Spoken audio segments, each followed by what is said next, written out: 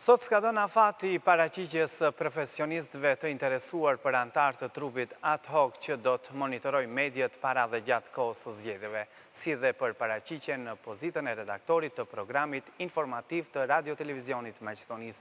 Se çfarë mund të pritet nga këto ndryshime? Sonte në 10 minuta do bisedojmë me antarin me Selver Ajdinin, antar të Agjencisë për Shërbime Mediatike, Audio dhe Audiovizuale. Mirë se erdhë zotri Ajdini në 10 minuta. Si do të funksionoj ky trup ad hoc në kuadër të agjencisë? Qysh në fillim do kisha dashur të sqaroj cila është detyra parsorë e këtij komisioni të përkohshëm. Domethënë është që të përcjell punën e mediave, se sa do të respektojnë rregullat e kodit zgjedhor dhe a do të informojnë në mënyrë të balancuar gjatë procesit zgjedhor.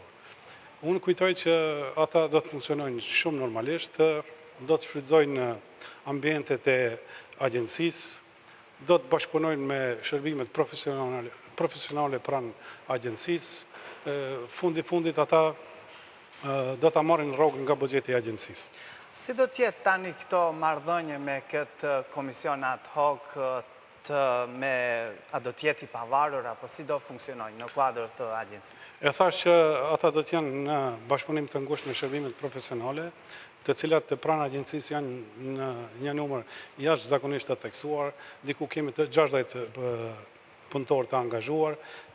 Pastaj gjatë procesit zgjedhor, agjencia gjithnjë angazhon diku 80 bashkëpunëtorë të jashtëm, të cilët po ashtu trajnohen në kuadër të agjencisë për të qenë sa më të informuar dhe për ta kryer detyrën që është përcaktuar për procesin zgjedhor.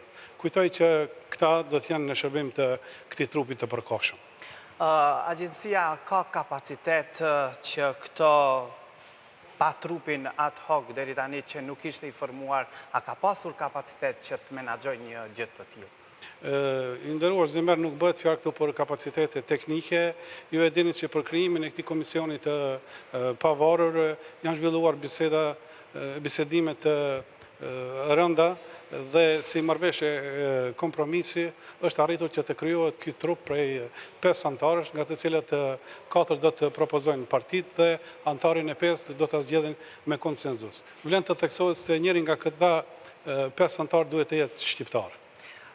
Ku e cekët aty te partitë politike, ky komision është i formuar nga partitë politike e cilat duhet nga marrëveshja arritur në Prizren 2, a do thotë që është edhe një kontroll partjak mbi punën e këtij trupi ad hoc?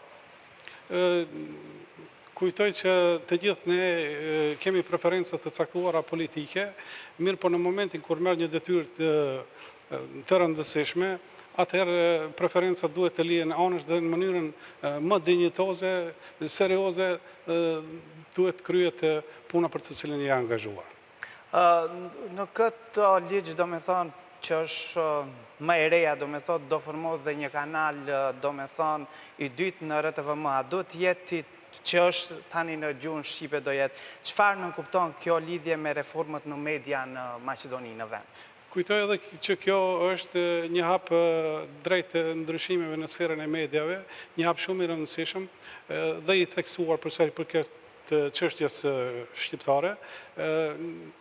Nuk do të thoja hap revolucionar, por megjithatë ne të gjithë jemi dëshmitar që para disa viteve programi në gjuhën shqipe pranë RTVM-s ka patur program prej 2 orësh. Programi në gjuhën shqipe ka një udhëheqësi jashtëzakonisht mirë, kapacitete të gjithëanshme për të qenë, do të thoja, birje edhe konkurrues me media publike të rajonit e Mëgjer. Nuk mbetet tjetër përpos t'i dëshiroj punë të mbarë dhe suksese. Kur jemi këtu, ka një vit, do me thonë që në vend nuk po transmetohen reklamët qeveritare.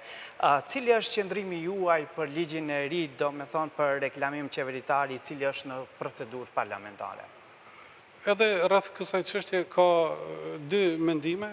Në kontakte që kam unë me përfaqësues të medjave, ka nga ata të cilët thonë që më mirë është të sillet një ligj, qoftë edhe i keq, por të paktën të ketë një ligj. Aludohet që ka insistime nga faktorët të jashtëm me relevancë për të sjellë një ligj për reklamim të qeverisë dhe institucioneve në për media.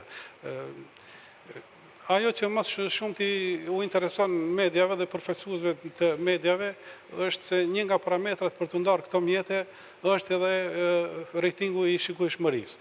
Kanë dilemat e tyre rreth asaj se sa janë valide dhe sa janë të sigurta këto rezultate, sepse sipas tyre kjo nuk është pasqyra reale e shikueshmërisë medjave.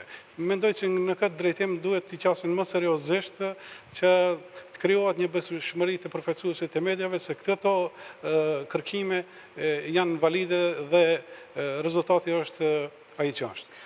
Sa respektojnë mediat në Maqedoni ligjet që dalin nga puna e medjave si ligj që është, sa janë dhe sa ka vërejtje në media në vend? Agjencia për shërbime mediatike audio dhe audiovizive bën dy lloj kontrollesh, programor dhe administrativ. Përsa i përket kontrolleve programore, shkeljet më të mëdha që bëhen kanë të bëjnë me prodhimin e programit burimor dhe mbrojtjen e të miturve.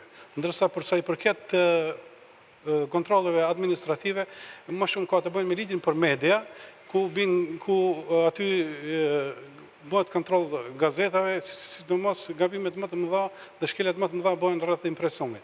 Agjencia pastaj shqipton dënim vërejtje me shkrim, ku mbas një kohe të caktuar bën mbikëqyrje kontrolluese dhe gati thuajse në 99% të rasteve të gjitha këto media i largojnë shkeljet. Zotri Ajdini, të kthejmë edhe njëherë pak të komisioni cili do formohet në këtë agjensi. A do mbetët ajo komision që jeni tani, do me thonë antarët, a do jeni akoma në këtë funksion? Ky komisioni përkohshëm, e thash edhe në fillim, i ka rregullat e përcaktuara me lidhje se çfarë detyre do të kryejnë.